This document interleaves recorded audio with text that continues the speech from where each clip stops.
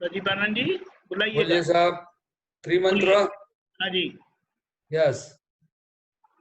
नमो वीतरागाय, नमो वितरागाय, नमो अरिहंताणम, नमो हरिहंताणम, नमो सिद्धाणम, नमो सिद्धाणम, नमो आयरियाणम, नमो आयरियाणम, नमो उवज्जायाणम, नमो उवज्जायाणम, नमो लोये सव्व साहुणम, नमो लोये सव्व साहुणम, ऐसो पंचन मुक्कारो, ऐसो पंच नमुकारो, सव्व पावपनाशनो, सव्व पावपनाशनो, मंगलाणं च सव्वेसीं, मंगलानं च सव्वेसिं, परमं हवै मंगलम्।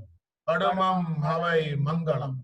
ओम नमो भगवते वासुदेवाय, ओम नमो भगवते वासुदेवाय, ओम नमः शिवाय। ओम नमः शिवाय। जय सच्चिदानंद। जय सच्चिदानंद।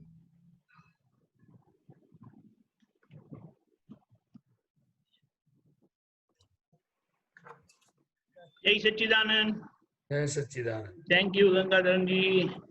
जय सच्चिदानंद। जय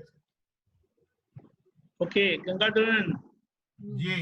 here the choice of first question.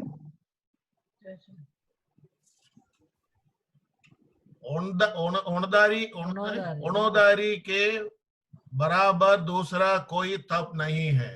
बराबर।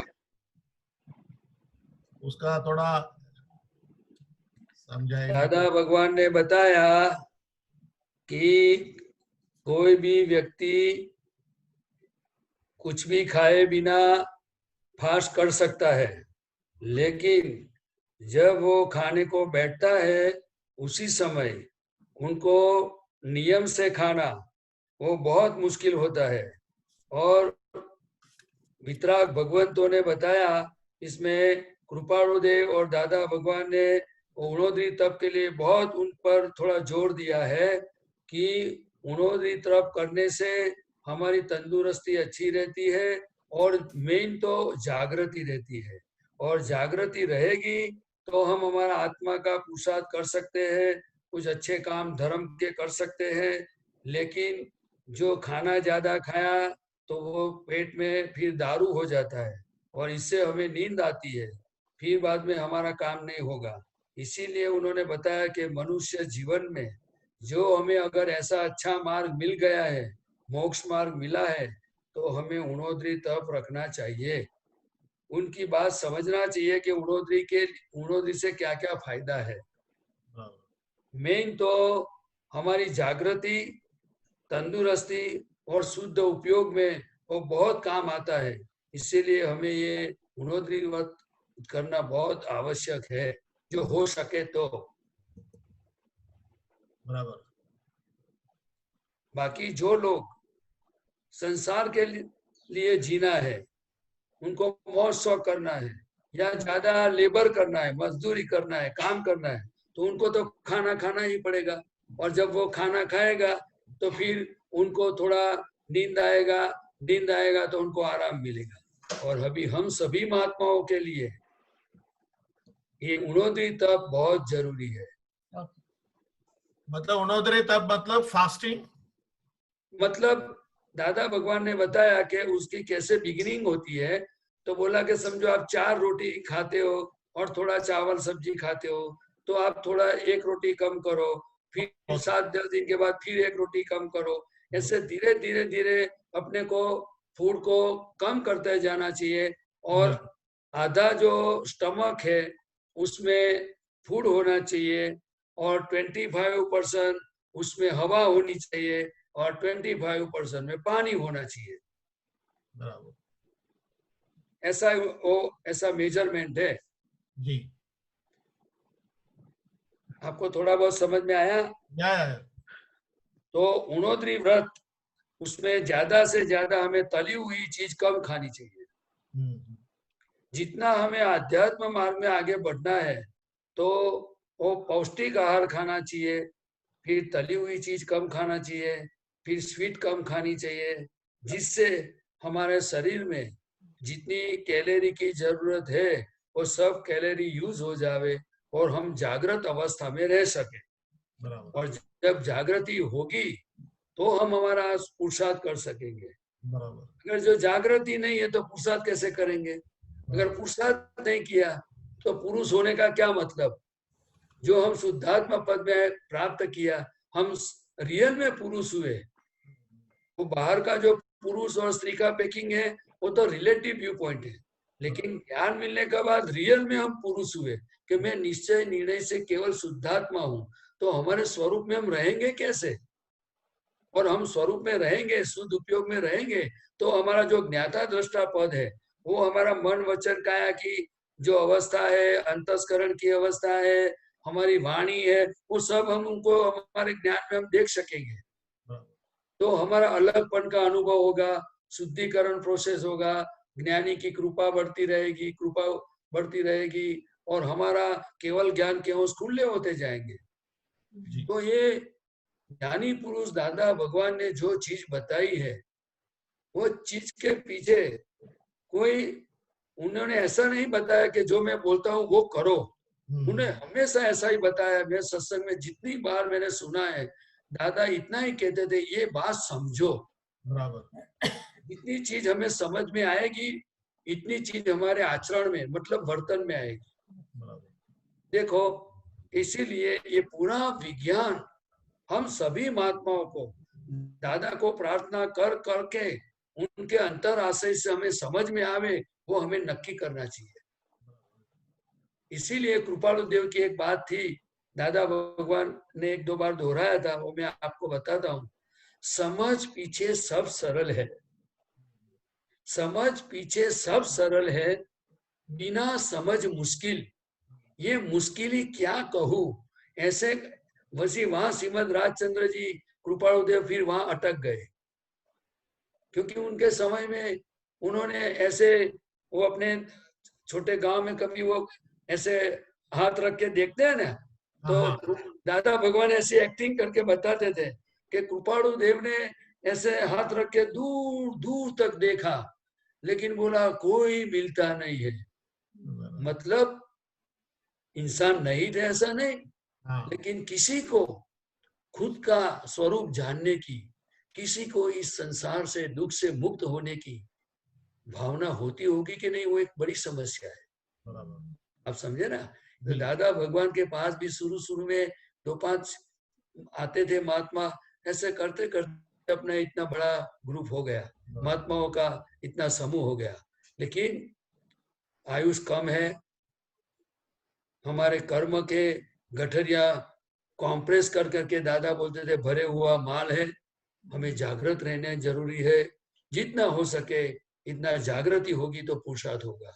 इसीलिए हमें खूब उन्नोदित व्रत में थोड़ा निश्चय करना चाहिए, फिर नहीं हो सके तो फिर कोई टेंशन नहीं लेने का है। लेकिन दादा ने जो बात बताई है वो जब समझ में आवे, सुनने में आवे, तो उसी समय हमें प्रार्थना करना जरूरी है कि हे दादा भगवान, आपने बताया है कि उन्होंने तप करना चाहिए, तो मुझे शक्ति दो, मुझे इस रास्ते पे चलना है।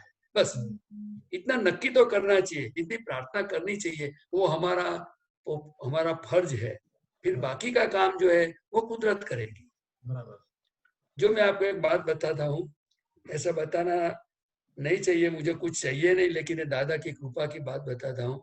जब भी दादा भगवान के पास में बैठता था और दादा की कोई कोई बात ऐसे निकलती थी, तो आज तक मुझे काफी चीज समझ में नहीं आई है। मैं आपको सच बता दूं, मुझे सुनने में अच्छी लगती थी और दादा को देखने के लिए दादा मुझे बहुत अच्छे लगते थे। लेकिन जब उनकी बात कुछ सुनने में आवे तो अंदर तुरंत ऐसा, अंदर से कुदरती उनकी कृपा से ऐसा हो जाता था कि बस दादा मुझे ऐसा ही करना है, मुझे शक्ति दो। आप समझे ना?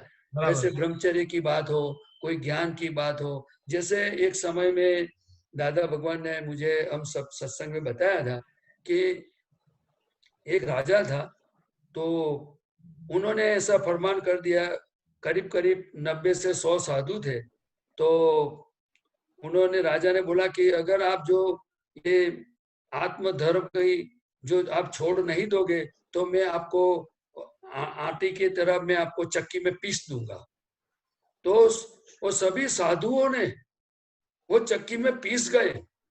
तो जब दादा के मुंह से मैंने ये बात सुना, उसी समय मैं आपको बताता हूँ अंदर हो गया कि दादा के लिए और एक ज्ञान के लिए अभी मेरे को पीस जाना पड़े ना, तो अभी मैं तैयार हूँ। तो दादा की हर चीज में हमें कुछ करतापना के जाने का नहीं है।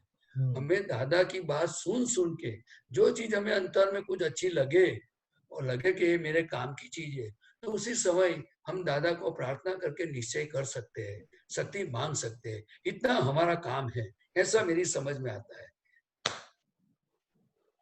हमको भी ब्लेसिंग चाहिए आपका, आप सब इसका आपका पुत्र का ब्लेसिंग चाहिए देखो, हमको भी रहने का है बस। देखो आप लोग जो हमारा रिस्पेक्ट करते हो, हमारे पर श्रद्धा आती हो, दादा भगवान का कारण है, दादा भगवान की कृपा है। लेकिन मैं सबको निवेदन करता हूँ कि जब तक दादा भगवान मोक्ष में नहीं गए हैं, अभी इस ब्रह्मांड में हाजिर है, ये कौन से रूप में है वो मुझे मत पूछो। लेकिन मैं इतना ही कहना चाहता हूँ कि हमें अभी दादा ने जो बताया है, दादा ने जो कहा है, वो ही रास्ते पे मुझे चलना है। वो दादा को आप प्रार्थना करो, आपका काम आसान हो जाएगा, आपकी और मेरी सब दोनों की सेफ्टी रहेगी। अगर जो मेरे अंदर डिस्चार्ज कसाय खड़े हो गए और अगर मैं कच्चा पड़ जाऊंगा तो मैं भी गिरूंगा और आप भी गिरोगे। तो ये गिरने का मार्ग नहीं, हम अनंत अवतार से गिरते आए हैं। अभी दादा ने बहुत कृपा करके हमको उठाया है, तो हम सब दादा की अक्रम लिप में बैठ जावे, हाथ पग बाहर मत निकालना है। लेकिन सिर्फ ओनली मेरे हृदय में से एक ही आवाज आती है कि सिर्फ दादा ही दादा है। इसीलिए मैं आपको फिर एक पद दोहराता हूँ, एक लिटी का, या अल्लाह परवरदिगार जे करुणा धाम છે જેનું કોઈ નથી એના દાદા ભગવાન છે, જેનું કોઈ નહોતું એના દાદા भगवान छे। आपने कुछ सुना? We felt दादा here.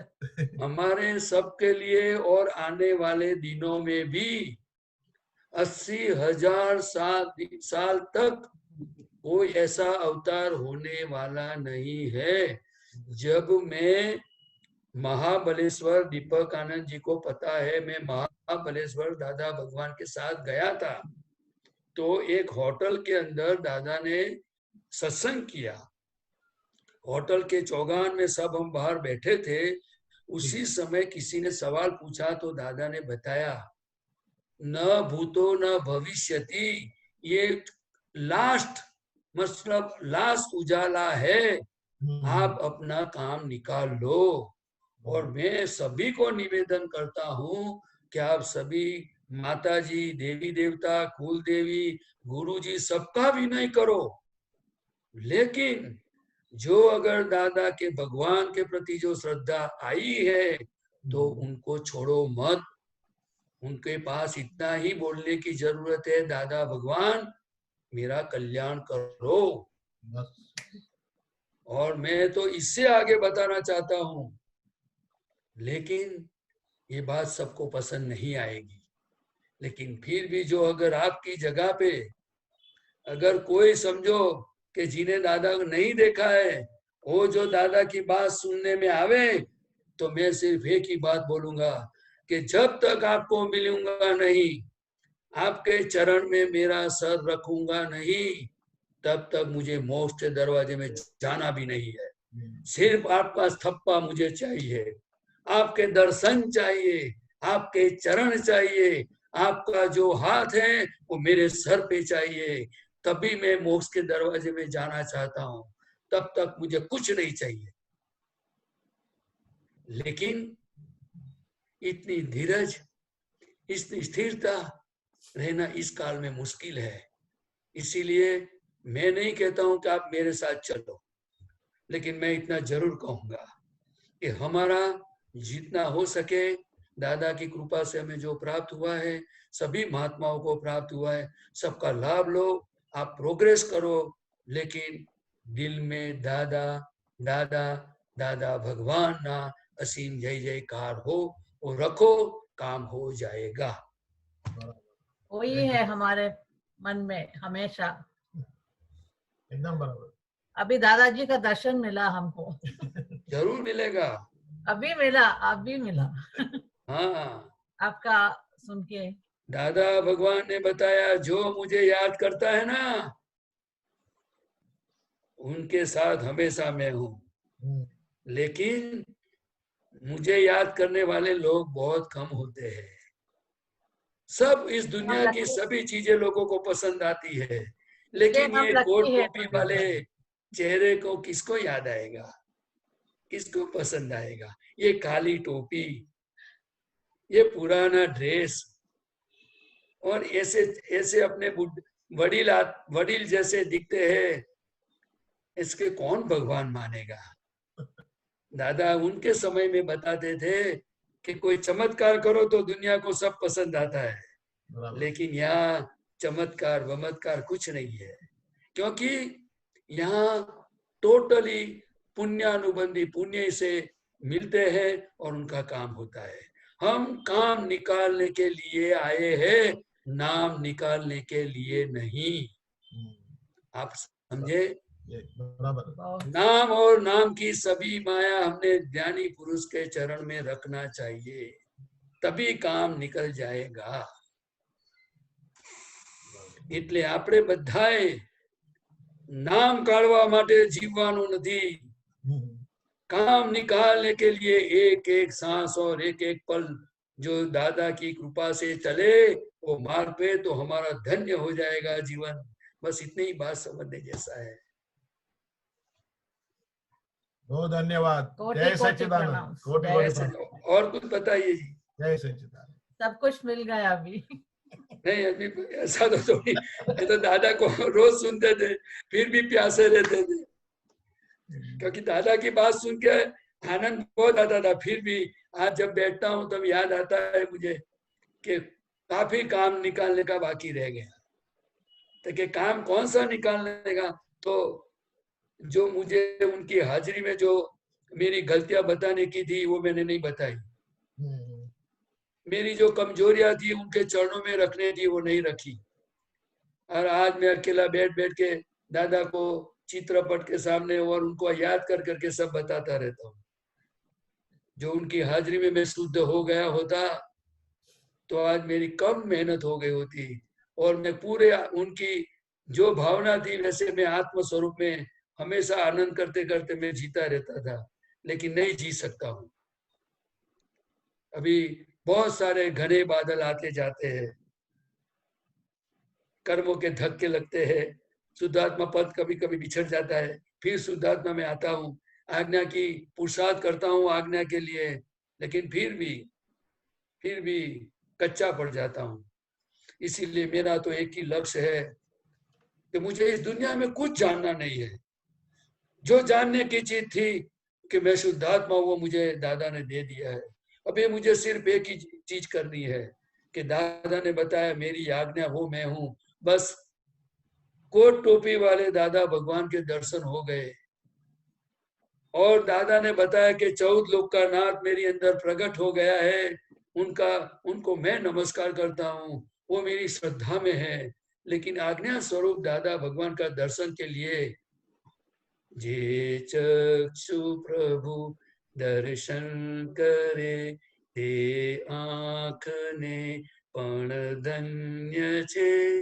अभी मेरी आंखें उस दर्शन के लिए तरस रही है कि आज्ञा स्वरूप दादा भगवान कैसे है।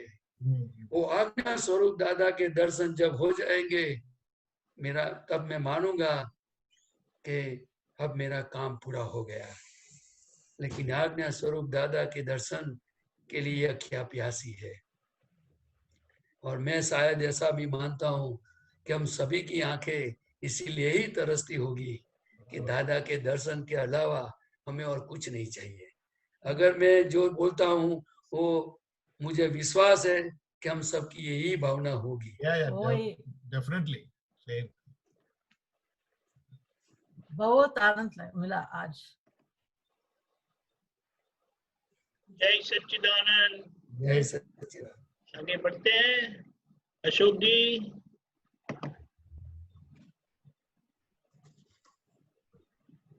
जय सच्चिदानंद। जय सच्चिदानंद, बोलिए जी। स्वामी जी, एक ये दिव्य देशना में आया था कि अपने मन वचन काया दूसरों के लिए खर्च करें, यही तप है, जप है, भक्ति है।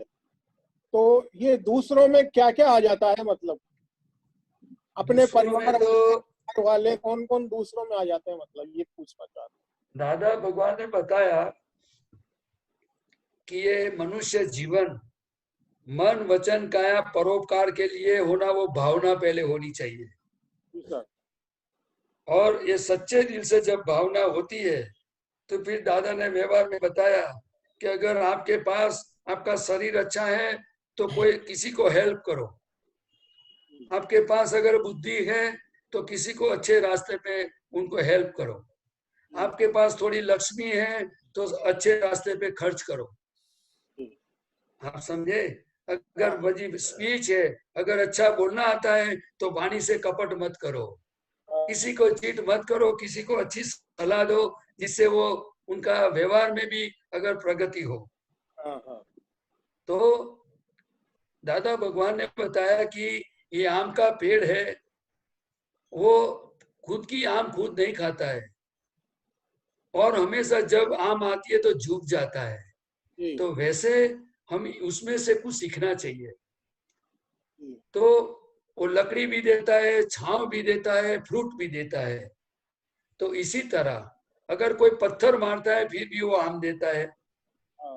तो हमारी इतनी शक्ति कलयुग में शायद नहीं होगी, किसी की हो भी सकती है, हम मना भी नहीं कर सकते। लेकिन हमारे मन वचन काया से किसी को बोझ रूप नहीं होना चाहिए। हमारा खुद का काम खुद हो सके तो करो, और समय हो, शक्ति हो तो किसी को हेल्प करो, किसी की सेवा करो। मेरा पूछना स्वामी जी ये था यहाँ कि दूसरों में कौन कौन आ जाते हैं? दूसरों में जो आता है वो परिवार में तो हमारी फर्ज है। हाँ। वो तो रिलेटिव संबंध है, इसीलिए तो हेल्प करना चाहिए। हाँ लेकिन अपने जो ब्लड रिलेशन के अलावा जी जितने दूसरे लोगों की सेवा करेंगे वो हमारे साथ आएगा। जी। क्योंकि ब्लड रिलेशन में जो करते हैं मोह और ममता के कारण करते हैं। बिल्कुल। अभी हमारे पास ज्ञान है तो हम माइल का समभाव से निकाल करना वो आज्ञा धर्म से कर सकते हैं। बिल्कुल। क्योंकि हम घर में भी जो हमारे जो सब ऋणानुबंध वाले हैं उनको बहुत हेल्प करनी चाहिए जी। क्योंकि वहां से हमारे पहले छूटना है। जी। छूटना कहाँ से है? हमें छुटकारा कहाँ से पाना है? घर से, जो नजदीक की 2-4 फाइल है। बिल्कुल।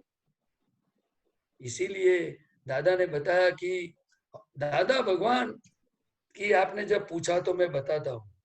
दादा जब छोटे थे तब उन्होंने यही भावना रखी थी कि जो मुझे मिलेगा उनको सुख होना चाहिए।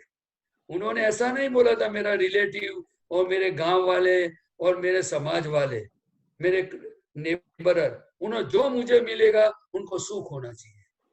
और जब उनको ज्ञान प्राप्त हो गया, ज्ञान प्रकट हो गए दादा भगवान 360 डिग्री, तभी भी दादा भगवान ने देखा कि सभी माइनस मार्क वाले लोग हैं। तो ऋषभदेव भगवान से बात किया और फिर उन्होंने क्या बोला मालूम है? जो मुझे मिलेगा वही पात्र है ज्ञान के लिए, किसी की क्वालिफिकेशन देखना नहीं है। हे करुणा सागर, हे तरण तारण, प्रगट परमात्म अमोने उगारो, अमोने उगारो। देखो, जो ज्ञान से पहले उनकी भावना थी, जो मुझे मिले उनको सुख होना चाहिए, वो भावना उनकी कंटिन्यूटी जो रही, वो 1958 की साल में 50 साल की उम्र में अंदर दादा भगवान प्रकट हो गए। तो उन्होंने कितनी अच्छी बात बताई है, मन वचन काया से किसी भी जीव को दुख ना हो, और ऑब्लाइजिंग नेचर से रख के जीने का कितना बड़ा फायदा है। बहुत फायदा, बहुत। और सबसे बड़ा फायदा एक ही है कि दादा भगवान ने जो बताया, जो बोला, उनकी आज्ञा जैसे है वैसी नॉर्मल व्यवहार में भी जो बताया है वो पालने का कोई नक्की करेगा तो भी वो दादा भगवान उनको परमानेंट सुख की अनुभूति करवाएगा। दादा भगवान बोलते मैं आपके साथ हूँ, बिल्कुल। आज्ञा ही धर्म और आज्ञा ही तप। अच्छा स्वामी जी, एक क्वेश्चन और था बोलिए। कि जैसे अपन जो विधि करते हैं या फिर असीम जय जयकार करते हैं, आरती करते हैं, तो दादा भगवान का निधि ध्यान करें, क्या करें? हाँ, जो तो आपको लगे। देखो, विधि करते समय, आरती के समय हमें जो दृष्टि प्राप्त हुई है कि मैं निश्चय निर्णय से केवल शुद्धात्मा हूँ, तो उनके वो सभी महात्माओं को क्या करना चाहिए कि मैं शुद्धात्मा हूँ, अपनी स्वरूप में रह करके उनको विधि फाइल नंबर 1 को बोलना चाहिए कि आप त्रिमंत्र, नमस्कार विधि, नवकल्मो, चरण विधि बोलो और एक एक शब्द पढ़ पढ़ के बोलो। फिर वो दादा भगवान ने त्रिकाल नमस्कार नमस्कार नमस्कार, वो हमें जो पढ़ता है वो प्रज्ञा शक्ति पड़ती है। इसीलिए हमारा चित्त शुद्धि का प्रयोग भी होता है। पहले तो दादा की आज्ञा का पालन होता है और हमें उस पढ़ते पढ़ते जो विचार आते हैं तो उसी समय उनको ज्ञेय और ज्ञाता स्वभाव में रहते हैं तो उनको ज्ञेय देख सकते हैं, फिर उनको साथ व्यवहार करके फिर विधि में पढ़ सकते हैं। इसीलिए पूरा उपयोग के साथ आरती विधि जो दादा भगवान ने बताया है वो करना चाहिए। फिर अगर बीच में निधि ध्यान कुछ आवे तो अच्छा है, लेकिन मेरा तो यही पुरुषार्थ रहता है कि दादा ने बताया कि पढ़ पढ़ के बोलो, तो मैं वही करता रहता हूँ। क्योंकि मेरे जीवन में मैंने एक ही चीज बार बार ऐसे जैसे पीसती है वो खल में ऐसा चटनी पीसते है, इसी तरह मैंने कर दिया है कि आपने जो बताया वही रास्ते पे चलना है, मुझे शक्ति दो, फिनिश। उसका क्या रिजल्ट आएगा, क्या होगा, उसका कभी मैं सोचता नहीं हूँ। एक ही सोच और एक ही निश्चय। दादा ने बोला बस बोलते जाओ तो बोलता रहता हूँ, उन्होंने बोला उपयोग रखो तो उनके पास समझ के फिर गोठवनी करता हूँ। तो पढ़ पढ़ के आरती विधि, चरण विधि करने से सबसे ज्यादा फायदा है, ऐसा मुझे लगता है, क्योंकि ये बताने वाले दादा भगवान है। फिर भी अगर मेरी बात से आपको थोड़ा और ज्यादा समाधान चाहिए तो दूसरे सभी आपका पुत्रों से आप पूछ लेना। अरे सर, मेरी आप कोई तो बात मानना मत। आपसे बात करने में तो आनंदित हो जाते हैं हम। नहीं, इसका कारण है मेरा कुछ है ही नहीं, पूरा सामान सब चीज उनका है, तो मैं कैसे ऑनरशिप बताऊं कि ये मैं मालिक हूँ। लेकिन फिर भी मैं इसीलिए बताता हूँ कि मेरी गलती हो सकती है। तो अगर आपको ज्यादा क्लियरेंस चाहिए तो दूसरे आपके पुत्रों से भी पूछना, हमें क्लियरिटी करना हमारा हक है। इसमें कोई गलत बात नहीं है, कोई गलत बात नहीं है। दादा भगवान की एक बात बताओ, दादा भगवान को ज्ञान होने से पहले दादा एक बड़े प्रवचनकार थे, उनके पास गए, फिर उनको सुना सब बातें, फिर दादा ने उनको पूछा, सब लोग चले गए, फिर दादा उनके बैठे रहे थे, फिर दादा ने उनको पूछा कि साहब आपके पास मैं कितने दिन तक बैठा रहूं? मेरे क्रोध मान माया लोभ जाएंगे? तो उन्होंने बताया मेरा गया नहीं है। तो फिर दादा ने बोला 6 महीने तक बैठूंगा तो जाएगा। बोला मेरा गया ही नहीं है, तो आपका कैसा जाए? आप समझे ना? तो फिर दादा ने समझ गया। दादाजी ने क्या बोला कि अगर हमारे व्यवहार से उनको दुख होता है तो चश्मा या थोड़ी साल पहना के उनको देके निकल जाने का। लेकिन हमें पता चल गया कि इस दुकान में हमारा काम होने वाला नहीं है। इसी तरह मैं आपको बोल देता हूँ, बता देता हूँ कि मेरी बातों से समाधान नहीं हुए तो दूसरे आप तो पुत्रों से पूछ लेना, दूसरे महात्माओं से पूछ लेना, लेकिन आपका प्रोग्रेस होना चाहिए, बस वो मेरा भाव है। नहीं, समाधान हो गया हमारा। ओके, जय सच्चिदानंद। जय सच्चिदानंद। यस।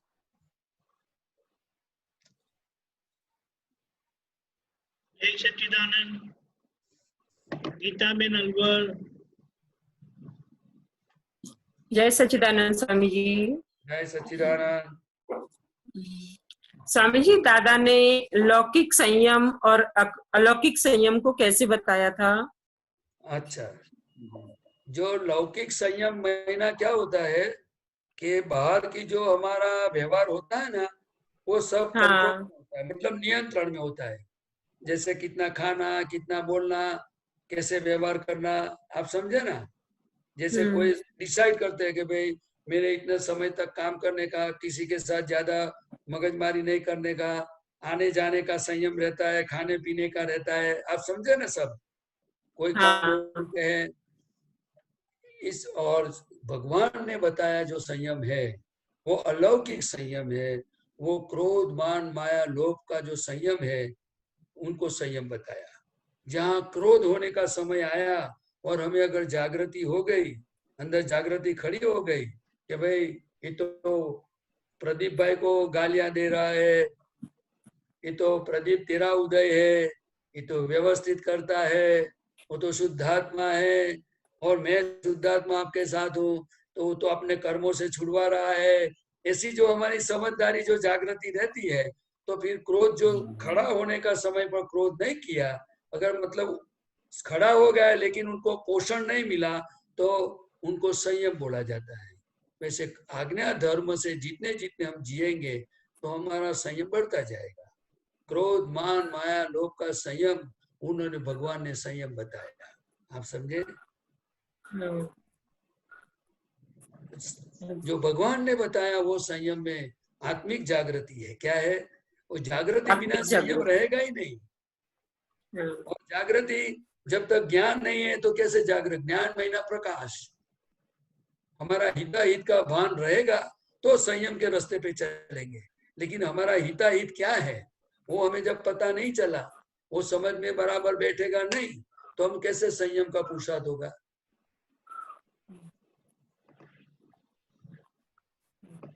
संयम की तो बहुत सारी अंतर की सिस्टम है ही। वो कम टू द नॉर्मलिटी, क्या बोला व्यवहार में, क्या बताया? Come to the normality. Normality. ज्यादा खाना खा लिया, बहुत पसंद पकोड़े आए और ज्यादा खा लिए दबा दबा के, फिर डायरिया हो गया तो बोलेगा कि पकोड़ा बनाने वाले की गलती। फिर पूरा अंदर प्रेशर और नींद नहीं आई और दूसरा एसिडिटी हो गई, मिर्ची ज्यादा खा ली, भी बोले यार मुझे एसिडिटी हो गई। Come to the normality. सभी चीजों में जागृति वो बहुत इंपॉर्टेंट है।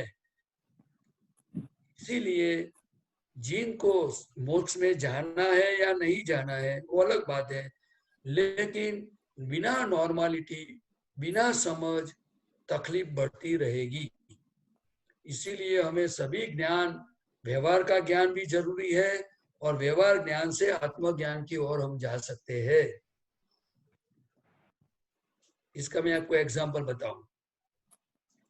किसी ने मुझे कुछ पूछा नहीं तो मुझे बोलना चाहिए कि नहीं बोलना चाहिए?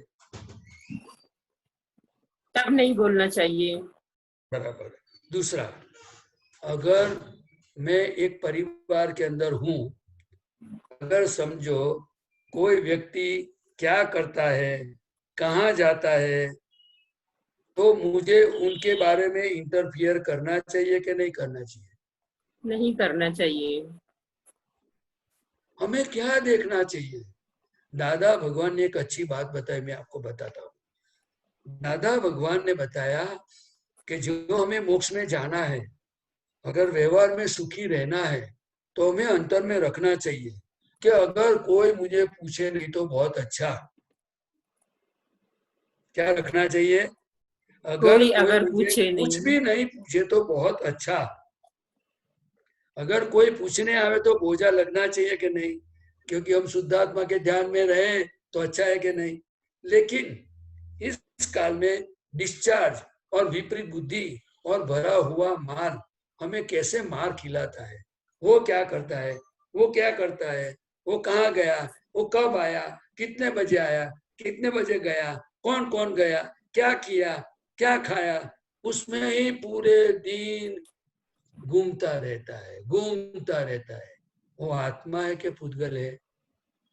फिर वो पुद्गल। संयम की बाउंड्री होगी कि असंयम की? असंयम की हो जाएगी। हाँ, संयम में सुख है। किसमें सुख है? संयम संयम में। महीना हूँ शुद्धात्मा छू, अगर प्राप्त हुआ तो रहो ना शुद्धात्मा में। और हमें रखना चाहिए, हमारा काम होगा, हमारी जरूरत होगी तो कोई पूछेगा, और नहीं पूछता तो कितना अच्छा है। लेकिन मैं कच्चा पड़ जाता हूँ। लेकिन मैंने तो प्रैक्टिस कर दी है, धीरे धीरे प्रैक्टिस करता जाता हूँ। अगर दीपक आनंद जी को पूछो, अगर भाई आप सत्संग के लिए मुझे मत बुलाओ तो बहुत अच्छा, क्योंकि मैं शुद्धात्मा हूँ, अनंत ज्ञान वालों छू, हूँ अनंत शक्ति वालों छू, दादा भगवान जो शुद्धात्मा छू।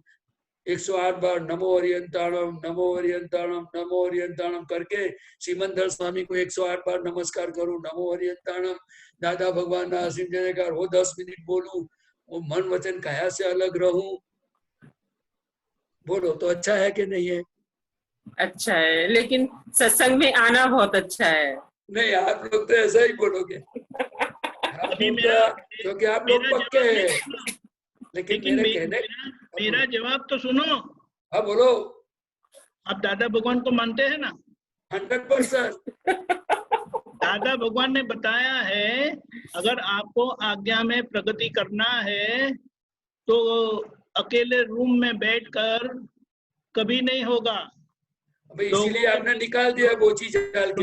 लोगों के बीच में रहेंगे, और खास करके महात्माओं के बीच में रहेंगे ना, तो आपकी बड़ी अच्छा इम्तिहान होता जाएगा, क्योंकि जागरूक है वही आपका इम्तिहान ले सकते हैं ना। हाँ, तो ये हमारे आपदा पुत्र साहब ने इसीलिए मुझे सबके बीच में रख दादा दिया। भगवान ने जो बताया है ना, वो मैं करता हूँ। नहीं, जरूर जरूर जरूर 100%। मेरी गलती आज मुझे पता चली, मेरी गलती नहीं, पता चली। और आपदा पुत्र तो उनको ही बोलते हैं ना कि जो किसी की गलती दिखाए और उनका प्रोग्रेस होवे, नहीं तो फिर आपदा पुत्र को क्या फायदा? बराबर। लेकिन द्वेष भाव नहीं, उनके प्रति प्रेम भाव है। क्या है? लेकिन ये बात इसीलिए बताता हूँ कि अनंत अवतार दादा भगवान इतने बोलते थे, हमने संसार की ओर गवा दिए, कितने अवतार चले गए, अभी हमें दादा मिले हैं। तो जो जिम्मेदारी है तो इतना काम करो, अगर समझो फाइल नहीं है तो हमारे आत्मा में रहो। ये देखा क्या भरोसा, ये तो परपोटा है। दादा खुद सत्संग में बताते थे कि परपोटा है, फूट जाएगा, काम निकाल लो। तो उसमें से मुझे सीखना चाहिए कि नहीं सीखना चाहिए? सीखना कि चाहिए। दादा का देह वही परपोटा है और मेरा देह परपोटा नहीं है क्या? तो अभी परपोटा ये ही है। परपोटा फूटे उससे पहले जितना हो सके इतना काम निकाल दो। तो जिम्मेदारी है, ड्यूटी बाउंड है, तो सब काम करो, नहीं तो किसी में इंटरफियर मत हो। और उनको सबको बोल दिया, मैं यहाँ बैठा हूँ या बैठी हूँ, कोई भी काम हो तो मुझे बताना। ऐसा बोल के अपनी रूम में अपनी जगह पे बैठ सकते हैं कि नहीं? तो संयम का मार्ग बहुत समझने जैसा है। आप जो जितने व्यवहार में जाओगे ना, तो डिस्चार्ज क्रोध मान माया लोग, डिस्चार्ज राग द्वेष, बुद्धि मन, अच्छा बुरा, देखो ये सब ऐसा करना चाहिए, ऐसा नहीं करना चाहिए, ये सब झंझटबाजी होगी। आप देख लेना, क्या ये संयम का मार्ग है कि कचरा माल है? ये कचरा माल है कि नहीं है? और कचरा जब आप, माल है। हाँ, अगर हम अकेले अपने रूम में बैठ के अपनी जगह पे बैठ के वो शुद्धात्मा जो बोले वो कचरा माल है कि रियल माल है? रियल स्वरूप की माल है। भक्ति है, अरे इतने अवतार तक हम देह की भक्ति करते थे, मैं प्रदीप हूँ, मैं ये करता हूँ, मैं ये हूँ, मैं वो हूँ, मैं आया, मैं गया, मैं खाया, मैंने पैसा कमाया, मैंने बहुत पढ़ाई की, मैंने बच्चों की शादी करवाई, बहुत सारे हमने मान मान खाए, करता व्यवस्थित था, वो हमें सुना समझा नहीं और खुद करता हो के हम भटकते रहे। और दादा भगवान ने आज हमें ज्ञान दिया और व्यवस्थित करता है और हम शुद्धात्मा है, तो हमारे भगवान पद है, हमारा परमानेंट शुद्धात्मा पद है, तो हमारे स्वरूप में रहने का पुरुषार्थ करे तो कितना अच्छा है। धीरे धीरे हमारी प्रकृति को समझाना चाहिए कि तुम कितने अच्छे हो, चलो आज 10 मिनट मुझे 2 मिनट के लिए तुम शुद्धात्मा बोलो, अनंत ज्ञान वाला बोलो, चलो पढ़ पढ़ के बोलो, चलो दादा से शक्ति मांगो, ऐसा अपनी प्रकृति से बातचीत करे तो कितना अच्छा है। दादा भगवान क्या कहते थे मालूम है आपको? मैं बताऊं, दादा कहते थे कि जब मैं स्नान करने जाता था ना, तो सब कोई मुझे मेरे पर पानी डालते हैं, सब हमारे आपका पुत्र उनको स्नान करवाते थे, तो दादा के मैं AM पटेल से बात भी करता रहता था, कैसे हो आप, स्नान करते हो आप, समझे ना, और खुद के स्वरूप में भी रहते थे। तो हमें दादा ने जो प्रयोग उनके जीवन में जो रास्ते पे चले हैं, वो रास्ता हमें सबको दिखाया है। तो हम जो दादा की बात सुनेंगे तो दादा जैसा सुख आएगा, जो दादा के बताए हुए मार्ग पे हम नहीं चलेंगे तो फिर दादा जैसा सुख कैसे आएगा? कैसे आएगा आप बताइए? सही बात। डॉक्टर ने बताया कि भाई आपको इस तरह से दवाई लेनी नहीं, कैसे आएगा? जिस तरह से स्कूल में टीचर पढ़ाते हैं कि भाई बराबर होमवर्क करो, पढ़ाई करो, ध्यान से सुनो, अगर हम बराबर ध्यान से पढ़ेंगे नहीं तो हमारी कैसे मार्क्स आएगी? एग्जाम के टाइम पे क्या लिखेंगे हम? और हमारे जीवन में तो 3 महीने 6 महीने के बाद एग्जाम आती है, लेकिन ये ज्ञान मिलने के बाद सुबह से शाम तक एग्जाम ही एग्जाम आती है। वो आपको पता होगा, मेरे शायद आपको पता होगा। हाँ स्वामी जी, आती है। कोई ऐसा व्यवहार आता है, एग्जाम आ गई। हाँ, एग्जाम आ रियल गई। दिखता है कि नहीं, व्यवस्थित का ज्ञान हाजिर रहता है कि नहीं, फाइल दिखती है कि नहीं, कोई एग्जाम है कि नहीं, आप बताइए। एग्जाम है, परफेक्ट एग्जाम एग्जाम में है। फेल हो गए तो नो प्रॉब्लम, दादा भगवान ने बताया कि आपको एग्जाम के समय भूल गए तो फिर शक्ति मांगो। दादा डांटते तो है नहीं।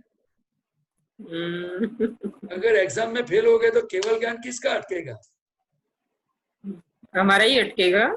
हमारा सुख की अनुभूति नहीं होगी तो इसमें दादा का दोष है या किसका दोष है?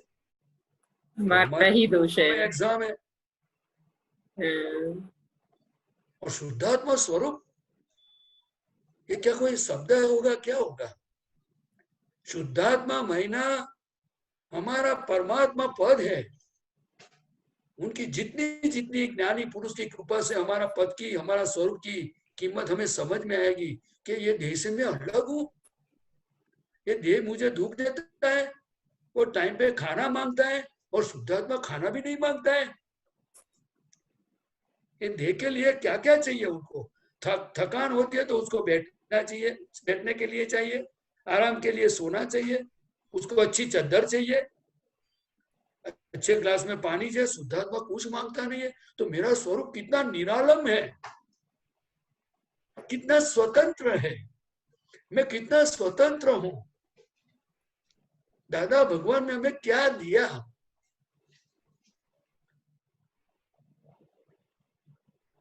शुद्धात्मा उनकी क्या कीमत करेंगे हम ज्ञानी पुरुष की? कृपा की है हमारे ऊपर। ऐसे दादा भगवान की आज्ञा में रहने का निश्चय बहुत करना चाहिए। आप लोगों को क्या लगता है? ऐसा ही लगता है स्वामी जी। शुद्धात्मा पद क्या होगा इस दुनिया में? आप बताइए, शुद्धात्मा पद के अलावा ऐसा कौन सा पद है जो इस दुनियादारी में मिल सकता है, जो पैसे से खरीदा जा सकता है? नहीं नहीं। जो पढ़ाई करने से मिल सकता है? आप मुझे बताइए। नहीं स्वामी जी। दादा भगवान ने हमें उनके जैसा बना दिया है। हमें ये बहुत अकेले में बैठ बैठ के ये समझने जैसा है कि मैं दादा भगवान जैसा शुद्धात्मा हूँ, ऐसा मैं सिमंदर स्वामी भगवान जैसा शुद्ध आत्मा हूँ। तो सिमंदर स्वामी कौन है? वो अरिहंत भगवान है। उनकी कैटेगरी उनके जैसा मुझे बना दिया। तो दादा भगवान की कीमत कितनी रख सकते हैं आप बताइए। स्वामी जी, ये तो कोई अमूल्य है, कोई कीमत नहीं है उनकी। और कोई हमें थोड़ा सा मान देते हैं तो हम उसके पीछे कैसे कैसे काम करते हैं। थोड़ी सी चीज देते हैं तो उनके पीछे पागल हो जाते हैं। और दादा ने हमें भगवान पद दिया, निरालम सुख खुला कर दिया, फिर कभी मरना नहीं पड़े ऐसा अमर पद दिया। लेकिन आप बताइए, मैं तो अकेले में उनकी इतनी कीमत नहीं कर सकता हूँ। मैं तो दादा भगवान और आपके सबके सामने माफी चाहता हूँ कि दादा मैं निकम्मा हूँ। नहीं स्वामी जी, ये सभी दुनिया की सभी चीजों की कीमत कर सकता हूँ, लेकिन आपकी कीमत नहीं कर सकता हूँ, आपका विनय भी नहीं कर सकता हूँ। और आप कितने अच्छे हो, कितने प्रेम स्वरूप हो, हमारी सभी गलतियों को जानते हुए भी आप कभी भी मुंह बिगाड़ते नहीं हो, हमेशा हंसते रहते हो। आपको थोड़ा बहुत अच्छा नहीं लगा होगा, नहीं स्वामी जी, ये मेरी गलती की बात करता हूँ कि कोई कुछ देता है तो पूरा दिन और पूरा जीवन उनके दाव पे लगा देते हैं। और दादा ने कुछ भी मांगा नहीं, इतना करुणा करके हमें शुद्धात्मा पद दिया। उनका विनय, हमारा खुद का विनय भी करने के लिए आज इस प्रदीप को टाइम नहीं है। तो टाइम जाता कहाँ होगा? जो स्वरूप में नहीं है वो बाहर भटकता है, जो बाहर भटकता है वो स्वरूप में नहीं है, और जो बाहर गैर हाजिर है वो स्वरूप में हाजिर है। तो हमें स्वरूप में हाजिर होने की जरूरत है, स्वरूप में स्थिर होने की जरूरत है। आप बताइए। जरूरत है स्वामी जी।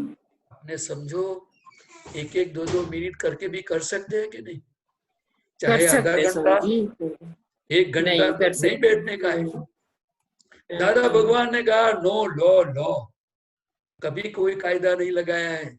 लेकिन हमें एक मिनट के लिए शुद्धात्मा छू, जब भी समय मिले तो मैं शुद्ध अनंत ज्ञान वालों छू, जब भी दो दो मिनट मिले, एक एक मिनट मिले तो हमें ये पुरुषार्थ करेंगे, हमारी स्वरूप की भजना करेंगे, तो फायदा होगा या नुकसान? बहुत फायदा होगा, दादा की बहुत फायदा कृपा होगा, बढ़ेगी कि कम हो जाएगी? बहुत ज्यादा बढ़ जाएगी। तो रास्ता कितना सरल है, सरल है। कितना आसान बनाया है, बताया है दादा ने। हाँ, उसका फायदा उठाना चाहिए कि नहीं? बहुत उठाना चाहिए। बस यही बात है। आप मुझे आशीष करना, मेरे लिए प्रार्थना करना कि जो दादा जैसे चाहते थे वैसे हम सभी आपके पुत्र ऐसे हो जाए, बस। सही बात है स्वामी जी, ठीक है उसमें स्वामी जी। आपका जब काम बहुत बन जाएगा। सर, प्रतिपानंद जी, बोलिए साहब। सभी महात्माओं के साथ कि अकेले अकेले? सभी के साथ। नहीं, अगर दादा के जैसे हम हो जाए तो सभी महात्माओं के साथ कि अकेले अकेले? अरे दादा भगवान ने महात्माओं के सिखाया है साथ। दीपक आनंद जी कि आप सबको मोक्ष में पहले भेज दूंगा, बाद में मैं जाऊंगा, लेकिन उनकी कॉपी मैं नहीं कर सकता हूँ। वो बात तो है, लेकिन आपने बताया कि आशीष देना तो महात्माओं के साथ है ना? हाँ, महात्माओं के साथ ही है ना। हाँ, बस बस, ये हाँ, अच्छा है। महात्माओं को साथ कैसे छोड़ सकता हूँ मैं? बराबर है। अगर मेरे ये कर्म के उदय हो और महात्मा मुझे छोड़ देंगे तो मैं कुछ नहीं कर सकता हूँ। नहीं स्वामी तो जहाँ जी। महात्मा है ना वहाँ गुफा है, समझ लो। जहाँ महात्मा है वहाँ ही गुफा है। 100%, 100%। अच्छा, आगे बढ़े गीता में, आगे हाँ बढ़े। स्वामी जी, ठीक। हाँ ठीक है स्वामी जी। जय सच्चिदानंद। जय सच्चिदानंद। नीलम बहन,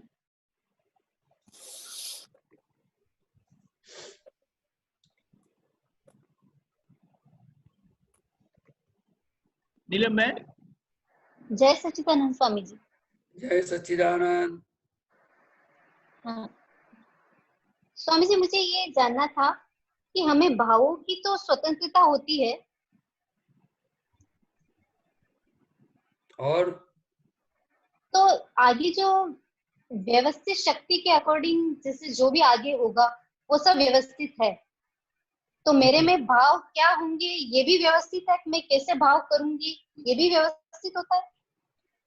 देखो, दादा भगवान ने बताया कि जो हमारे भाव अंदर होते हैं वो भाव फिर उनको अवस्थित बोला जाता है। क्या बोला जाता है? अवस्थित।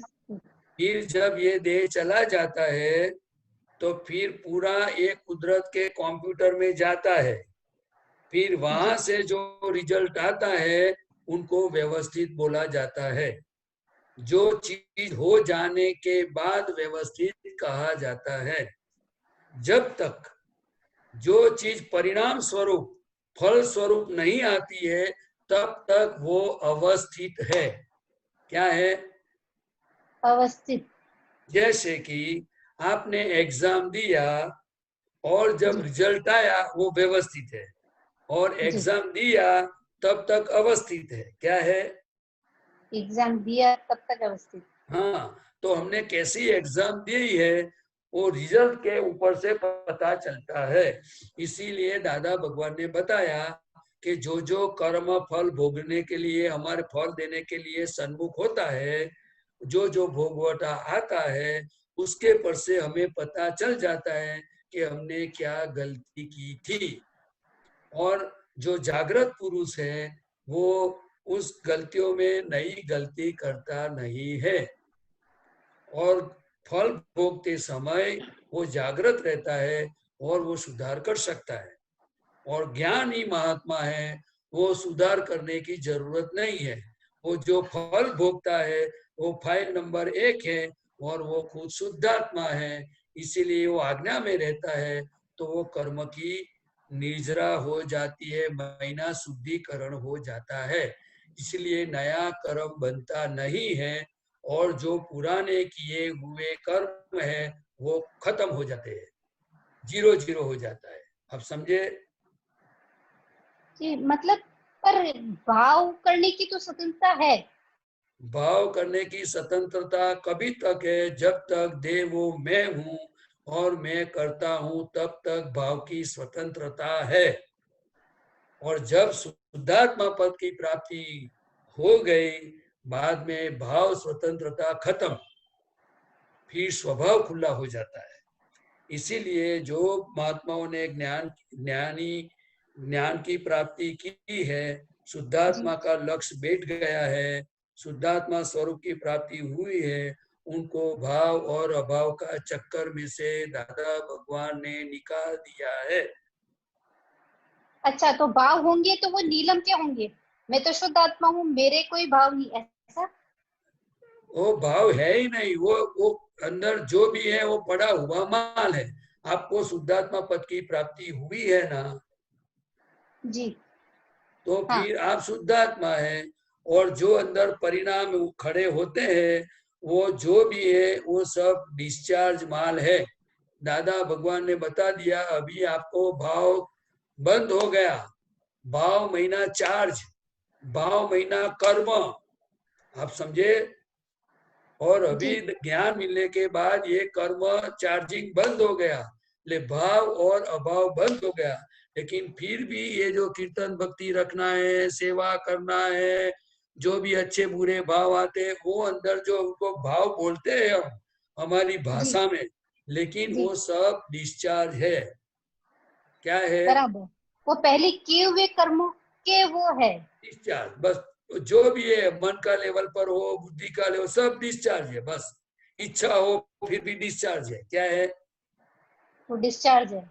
हाँ, लेकिन ये डिस्चार्ज कभी है?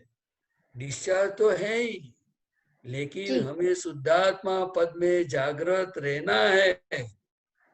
आप समझे ना? और डिस्चार्ज कभी चार्जिंग की इच्छा नहीं रखता है, लेकिन डिस्चार्ज सही में डिस्चार्ज कैसे होता है, तो कि जितनी वो उनके पर जागृति रहेगी इतना वो शुद्धिकरण होता जाएगा। इसीलिए हम सभी महात्माओं को अभी स्वभाव में जागृत हुए हैं, तो हरेक मन वचन काया की क्रियाओं और अंतस्करण की क्रिया जो भी हो रही है उनके पर हमें देखना है और जानना है और कुछ करना नहीं है, जी स्वामी, क्योंकि जो अभी हमारा हो रहा है, जो अभी भाव आ रहे हैं वो पहले के डिस्चार्ज कर्म है, डिस्चार्ज है, नया उनको नहीं बन रहा जानना है, उनको जानना बस। है जी स्वामी जी, और बराबर। देखना है। जी स्वामी जी, बराबर। देखो मैं आपको बताऊं, हम्म। मैं विधि करने बैठा जी और समझो कोई अंदर विचार किसी व्यक्ति के लिए आए, जी तो एक 2 3 सेकंड तक विचार में थोड़े इन्वॉल्व हो गए, जी तो वो क्यों आते हैं? दादा ने बोला ये क्यों आते हैं, तो कि वो जाने के लिए आते हैं। जी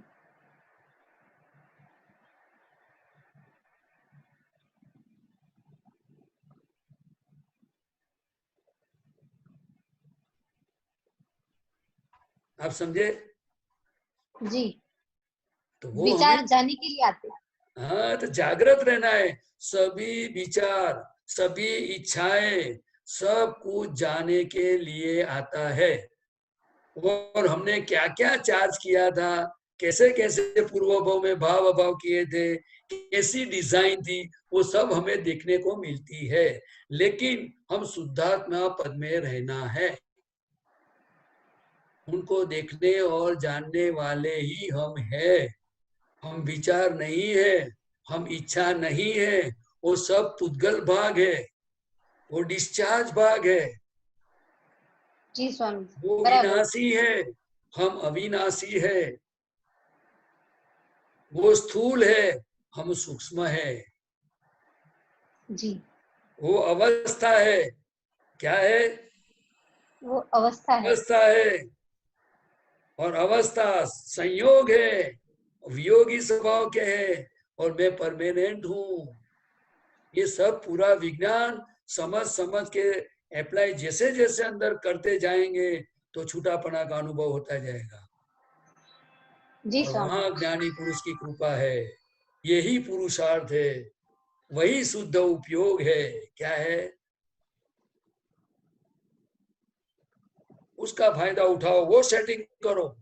हम सबको यही सेट करने की बहुत जरूरत है। शुद्ध उपयोग, जागृति, जागृति है लेकिन उपयोग, शुद्ध उपयोग हमें खूब जरूरी है। और वो फिर बाद में हमारा सुख का अनुभव होगा। उनको क्या बोलते हैं कि दादा भगवान ने बताया कि सिद्ध गति में जो सुख है वैसा हमें सुख की अनुभूति होगी। और शब्दों में बोला जाए तो निरालम सुख बोलते हैं। क्या बोलते हैं? खुद का सुख। इसीलिए कविराज ने अपनी पद में लिखा है, दादा भगवान कैसे थे, वो उन्होंने इतना बढ़िया लिखा है, वो मैं आपको अगर बता दूं। कोई बाय चीज मीना ठारे छे जे आत्मा ते निज कहवाय परमात्मा, ते निज कहवाय परमात्मा।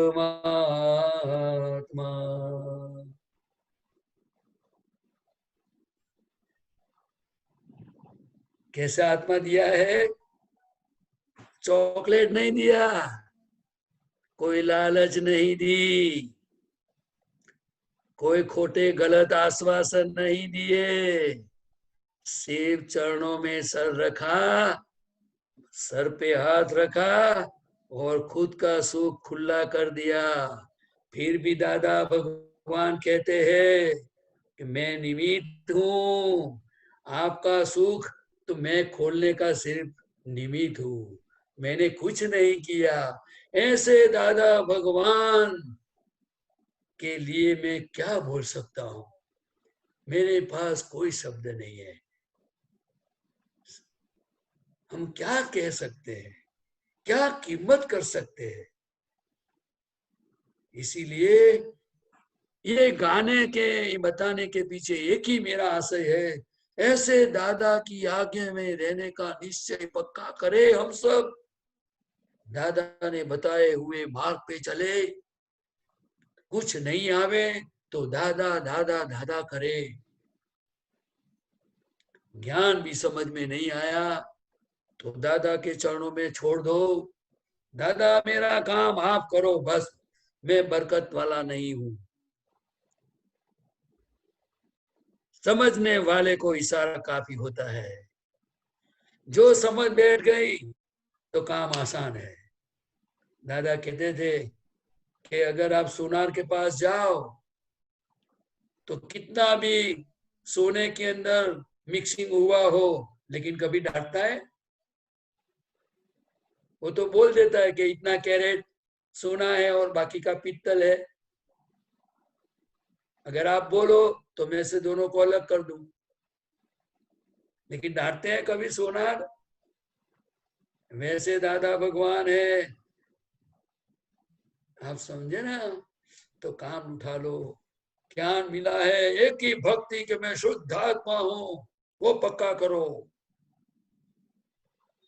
मन वचन कायाથી તદ્દન જીદો એવો શુદ્ધાત્મા છું, હું કોઈ ક્રિયાનો કરતા નથી, હું જન્મ મરણથી મુક્ત એવો શુદ્ધાત્મા છું। અને આને કહી દેવાનું કે આજે બાથરૂમમાં નાવ છો, आज आप स्नान कर रहे हो, लेकिन कल इस बाथरूम में आप होंगे कि नहीं। इसीलिए मैं कहता हूँ प्रदीप भाई, दादा की भक्ति करो, बाथरूम रह जाएगी और आप कहीं भटक जाओगे, आपका कुछ स्थान नहीं रहेगा। हमें बोलना चाहिए हम शुद्ध आत्मा है, ऐसा नहीं बोल सकते? आप सब स्थिर क्यों हो गए? आपने स्थिर कर दिया। स्थिर कैसे? अरे हम तो स्वभाव में स्थिर है, उनको बोलना ही पड़ेगा, कल बाथरूम देखने को नहीं मिलने वाली है, इसीलिए नाश्ता करो और दादा दादा करो। फाइल आवे तो समभाव का निकाल करो, बाकी माथा मत मारो। ये मत्थे को रहने दो उनकी जगह पे। बहुत बुद्धि चलाई, बहुत सच्चा झूठा किया, अभी तो आपको थकान नहीं लगी है क्या? हे बुद्धि, तेरे को थकान नहीं होती है क्या? थोड़े दिन तो आराम कर तू, अभी प्रज्ञा शक्ति आई हुई है तो तू क्यों आराम नहीं करती है? जब घर में बहू आती है तो सांस थोड़ी आराम करती है कि नहीं?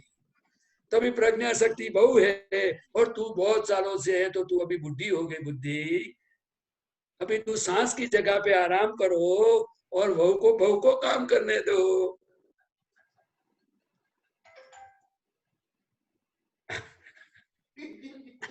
सच्चिदानंद, बहुत अच्छे, हमारा समय हो चला है। चलो मैं भी चला जाता हूँ। हाँ, तो आप त्रिमंत्र बुलाएं और नीलम बहन आप फॉलो करिएगा। दीप्ति बहन आप 9 बजे के सत्संग में पूछ लीजिएगा। जय सच्चिदानंद। जय सच्चिदानंद। बुलाइए। नमो वीतरागाय,